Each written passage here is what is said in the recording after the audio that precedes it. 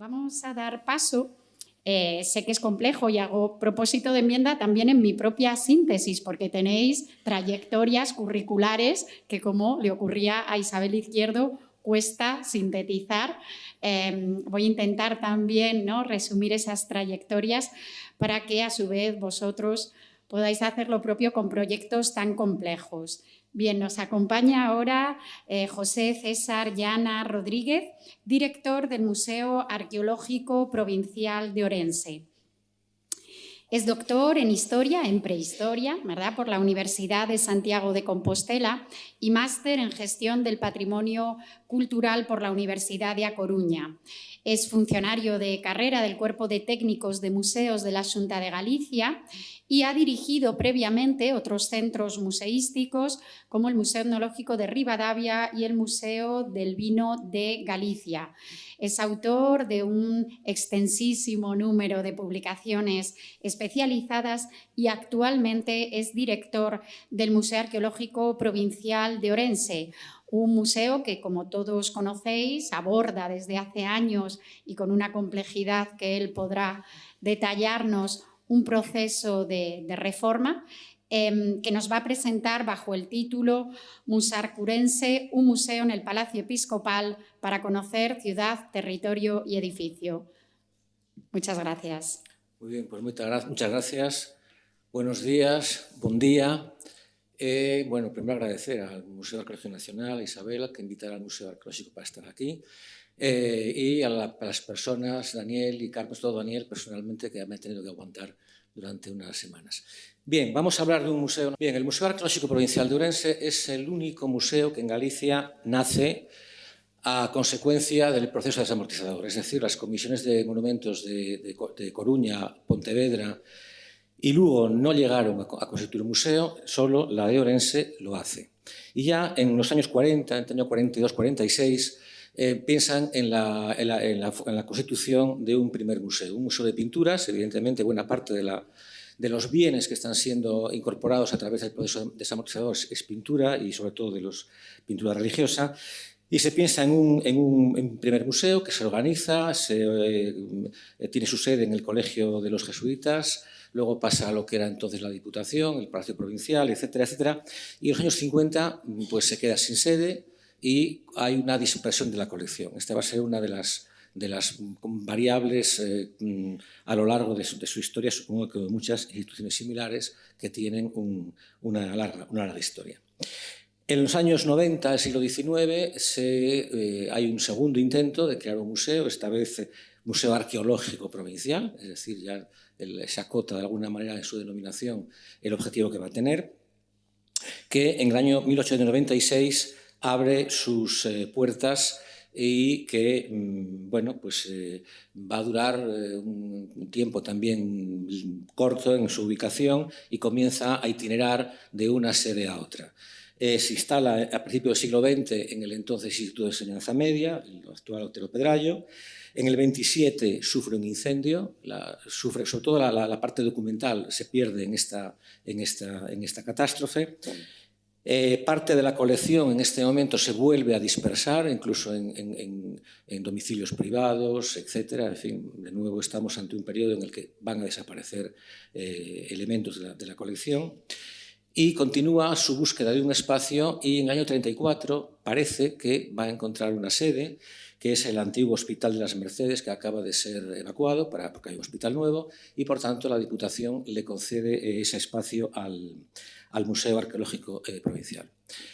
¿Qué ocurre? Pues que en el 36 hay un golpe de Estado, guerra civil, y ese hospital vuelve a ser hospital y el museo vuelve a ser invitado a abandonar y a desalojar este espacio. Es el momento más crítico en la historia de esa institución. En este momento, la Comisión Provincial de Monumentos, que es quien está llevando todavía el peso del museo, y especialmente hay una figura que es Marcelo Macías, persona absolutamente clave en la conformación de esa institución, deciden tirar la toalla. Es decir, no tenemos sede, no es posible encontrar un lugar, el museo se disuelve.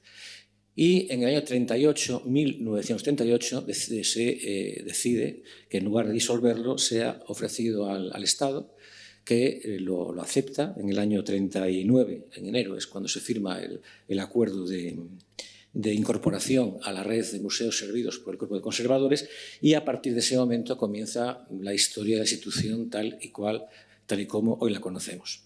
Bueno, ahí tenemos a Marcelo Macías, que va a ser el primer director y luego director honorario, y aparece una relación de directores. Durante una buena parte de los 20 años prácticamente de sus primeras décadas, esas 2 primeras décadas de existencia a partir de la incorporación al Estado, el Museo Arqueológico Provincial de Ourense es un museo de paso. Las personas acceden al Cuerpo de Conservadores, la vacante es Ourense, están en Ourense en ocasiones meses y después van a otros museos. Algunas de las personas que aparecen en esta lista con una larguísima trayectoria profesional que probablemente todos ustedes conozcan. De todas formas, aquí hay 2 personas que me gustaría subrayar. Una es una persona que se repite, Jesús Ferro Couselo. Ferro Couselo era el responsable de archivo de Hacienda en Ourense, que acaba siendo la base del Archivo Histórico Provincial. Y era también el responsable de la biblioteca pública. Y cuando el museo no tenía director, era también el director del museo. Es decir, era un auténtico, ¿cómo se dice?, multiempleado, ¿no? Tenía que atender a las 3 instituciones. En una época en la que eran él y para cada una de las otras instituciones, como mucho, otra persona. ¿Vale? Esta es una situación. Y una segunda persona a la que quiero también subrayar aquí es Basilio Saba y Ruiz de Lecho. Esta persona, que luego acabó, si no recuerdo mal, en el Arqueológico de Burgos, fue de los pocos conservadores que en esta época están un mínimo de años en Ourense. Inicia el libro de registro, por primera vez el libro de registro se inicia con Basilio Saba, y además va a hacer algo que es muy importante, es fotografiar la colección. Es decir, a medida que va inventariando, registrando, hace una fotografía. La fotografía en el Museo de Ourense, realmente ya la Comisión de Monumentos en sus primeras exposiciones incluía las fotografías como elementos también complementarios. Pero bueno, digamos que a nivel de registro va a ser ahora cuando por primera vez nos encontremos con un libro de registro y con un archivo fotográfico de la colección. Bien, en los años 50, por fin, Ferro Couselo pasa a ser director del museo. En los años 40, obtiene los 50, aprueba la oposición de conservador y opta finalmente por dejar el archivo y hacerse cargo exclusivamente del Museo Arqueológico. Su larga etapa va a ser fundamental porque va a ser quien adquiera el edificio que actualmente ocupa el museo. Bueno, esto es un vídeo, espero que pongan el sonido. Está en gallego, yo creo que no tiene ningún problema para que lo puedan seguir.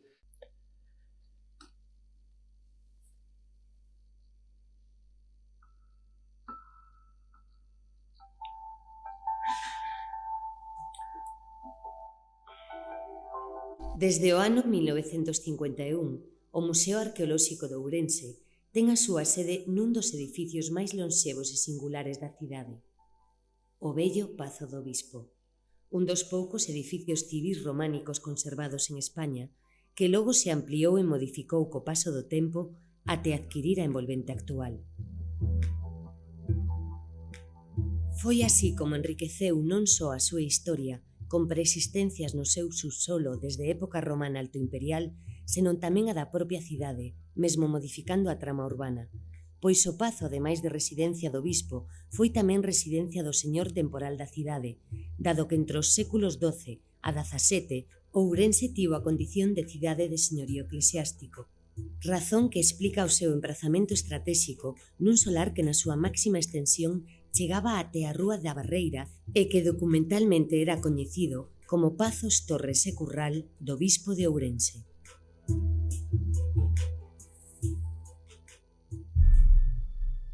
Logo da súa toma de posesión como bispo e de restaurar a sé episcopal, Ederonio levanta a finais do século XI unha pequena igrexa dedicada a Santa María, da que o cronista e bispo de Ourense Muñoz de la Cueva nos di que a súa fábrica demuestra la angustia e pobreza de aquel siglo.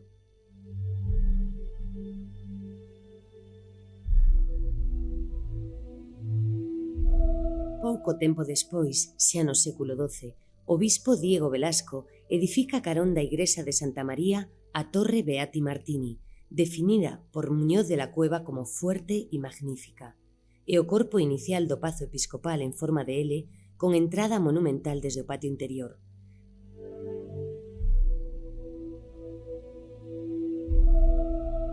A este bloque inicial románico engádese durante a segunda metade do século XII outro corpo e a Torre dos Brancos, que pecha o espazo coa Torre Beati Martini mediante un adarve.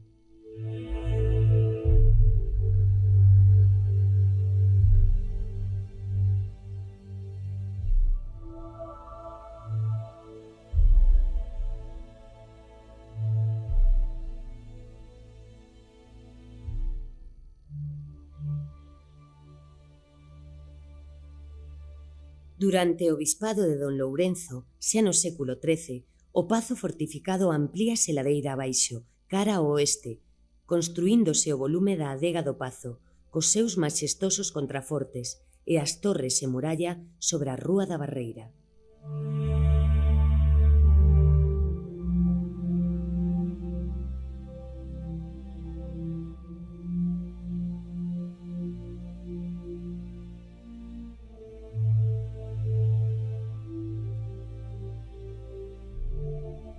No século XIV, co bispo Vasco Pérez Mariño, a fortaleza reforza na zona media as súas defensas coa construcción das torres góticas de Santa María e da actual Rúa Bailén, estendéndose entre elas un muro que separa o curral, na parte baixa da fortaleza, do xardín e do pazo, a unha cota máis elevada.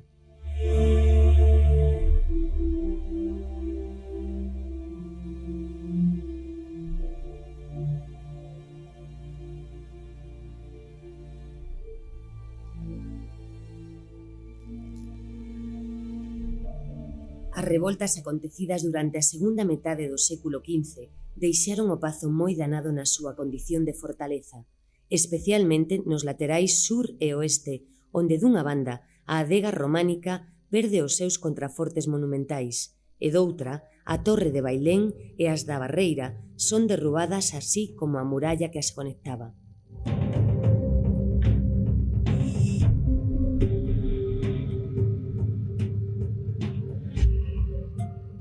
Os aires de renovación urbana que sofre Ourense no século XVI chegan tamén ao Pazo do Bispo, fundamentalmente coa construción de corpos que miran cara ao xardín, forrando así a obra románica. Son as obras promovidas na segunda metade do século polos bispos Manrique de Lara, que edifica tamén a actual cociña monumental, e Juan de San Clemente.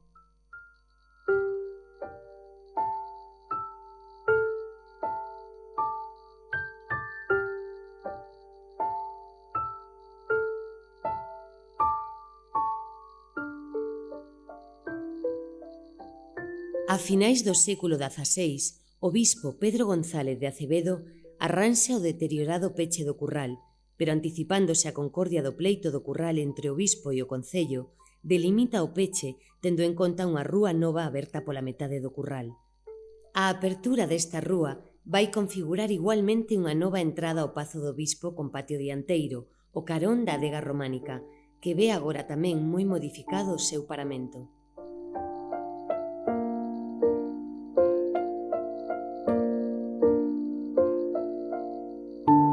No século XVIII, no espazo ocupado pola primitiva igrexa de Santa María e pola Torre Beati Martini, edifícase a actual igrexa barroca, mentres que se engaden novos corpos ao pazo durante os bispados de Muñoz de la Cueva e Frei Agustín de Eura.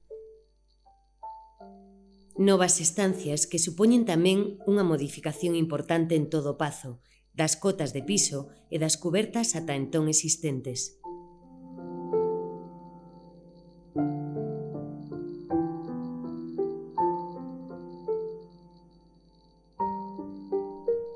No século XIX, as modificacións exteriores afectan sobre todo o lateral sur do complexo episcopal, coa apertura dunha porta para carros e o seu carón a construción dunha vivenda destinada ao persoal de servizo do bispo.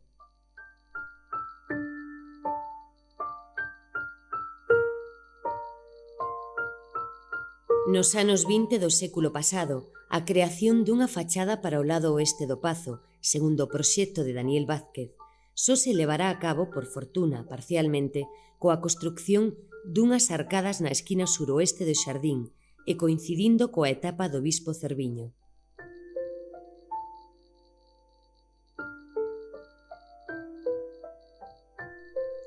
En 1951, o vello Pazo Episcopal, que xa fora declarado Monumento Histórico Artístico no ano 1931, é adquirido polo Ministerio de Educación Nacional para a sede do Museo Arqueolóxico Provincial de Ourense, e logo das reformas efectuadas na década dos 60, dirixidas polo arquitecto restaurador de zona Francisco Pons Sorolla, chega a nós, adaptado ao seu novo uso, coa actual configuración intentando revalorizar exteriormente o corpo central romano.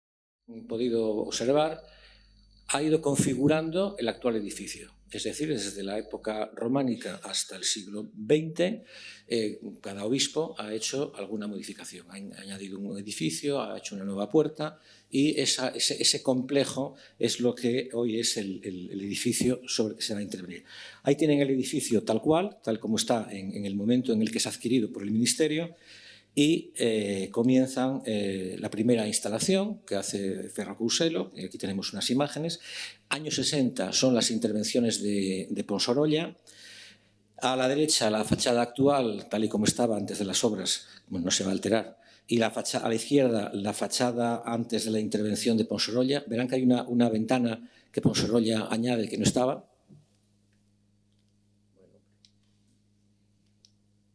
Fíjense en esta.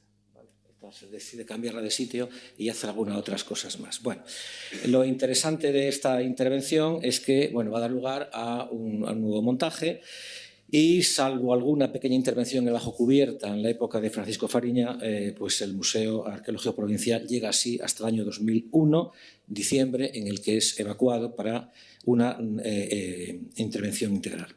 Este es el proyecto que gana el concurso. Como ven, en contraste con el edificio original, tenemos por un lado una unificación de cubiertas, exceptuando las torres, y la creación de un espacio nuevo que aparece debajo de esa lámina de acero, que por una parte cubre el zaguán renacentista, el acceso renacentista, que ahora va a ser la entrada del museo a partir del momento del final de la obra, y que se extiende sobre un prisma rectangular horizontal de cristal, que los arquitectos sabrán cómo se controla la humedad y la temperatura ahí dentro. Bien, y vamos a tener aquí, si con esto tengo forma de ver, bueno, esta parte era lo que era el archivo. Ahí, para poder hacer sitio para los compactos del Archivo Histórico Provincial, se eliminó todo eliminable. Esa torre, la Torre de los Blancos, va a ser ahora la zona de servicios internos y biblioteca, y está prácticamente, bueno, es la parte más avanzada de la obra, porque ahí, desde el punto de vista de patrimonio, había muy poco ya que conservar, era todo hormigón. El resto del edificio aún tiene bastante por hacerse. Vamos a continuar. Bien, ahí ven el acceso actual. El antiguo era por aquí, y se hace a través de la puerta renacentista. Se cubre el zaguán, que ahora mismo está abierto, y tenemos un eje este-oeste que nos lleva justo a esa construcción renacentista que ven al fondo, y esta es la zona de acceso del público. Voy a ir acelerando. Al subir las escaleras nos vamos a encontrar al fondo con la cocina monumental, en la que se va a hablar de la importancia de la protección del patrimonio arqueológico, etcétera, etcétera. Hay un salón de actos que pueden ver ahí, y hay un espacio de distribución que permite ir a la zona de exposiciones temporales, que es ese gran espacio de cristal, al patio, al jardín, un jardín que tiene conexión también con el salón de actos, que posee, además, toda esta zona se puede independizar del resto del edificio con un acceso externo para actividades que pueden ser al margen de lo que ocurre en el edificio, fuera de horario al público, etcétera, etcétera. Y a la izquierda vamos a tener una aproximación a la importancia de la propia ciudad y la historia del edificio. El equipo redactor, Francisco Fariña Busto, Xulio Rodríguez,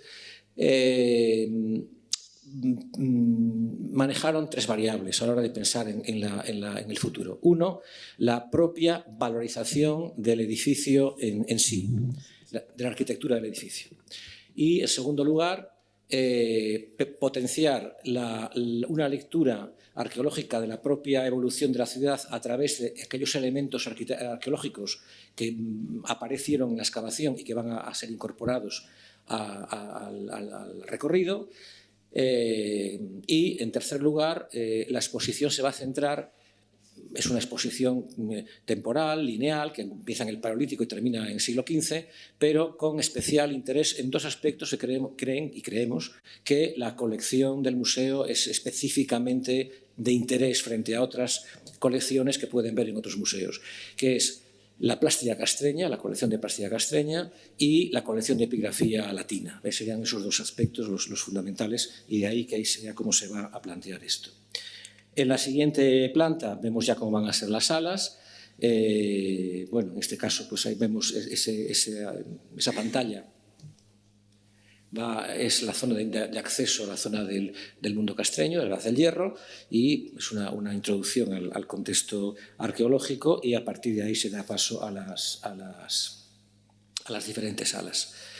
El patio, con la estructura de cristal que ven a la izquierda, y el acceso directo de esta zona, que es la zona del público que puede acceder al patio si no hay ningún tipo de actividad ahí.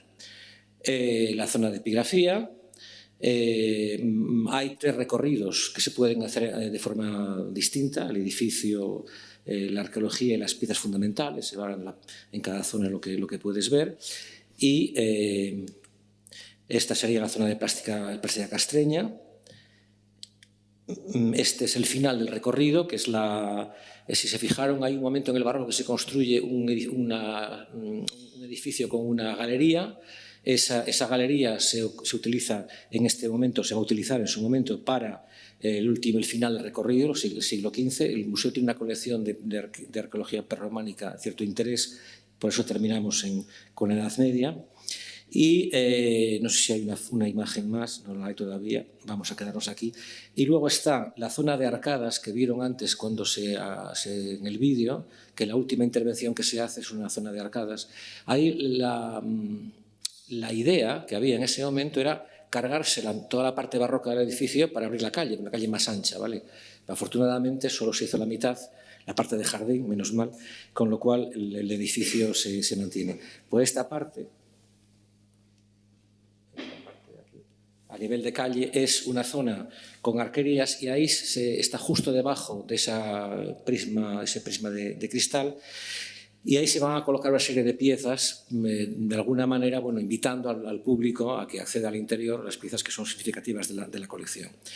El edificio, termino, el edificio en este momento se encuentra así. La fotografía de la izquierda corresponde a la zona interna, que es la zona más avanzada. Y a la derecha, bueno, pues aún está con la construcción, aún sin hacer, del soporte de esa lámina de acero y la colocación de la pieza de cristal. Y solo decir que el edificio se evacúa en el 2001, en diciembre del 2001, por razones que si nadie pregunta no voy a entrar, y traslada sus fondos y toda los servicios internos, biblioteca, restauración, etcétera, a otro lugar, y mantiene su vida como museo, exceptuando que no tiene una exposición temporal. Todos los demás servicios nunca se han suspendido. Y tenemos dos exposiciones que José Carlos Sierra, lo nombro porque aquí hay gente que sí que le conoce, llamaría exposición temporal larga, que es una selección de escultura que lleva como 20 años en una zona, y otra exposición, el de lítico, fundamentalmente miliarios, epigrafía, etcétera, en San Ciudad de las. Bueno, son dos esfuerzos que se hicieron para que la ciudadanía no perdiese la memoria de que tiene un museo, porque hay una generación que no ha conocido el Museo Arqueológico Provincial. Y muchas gracias y aquí hemos terminado.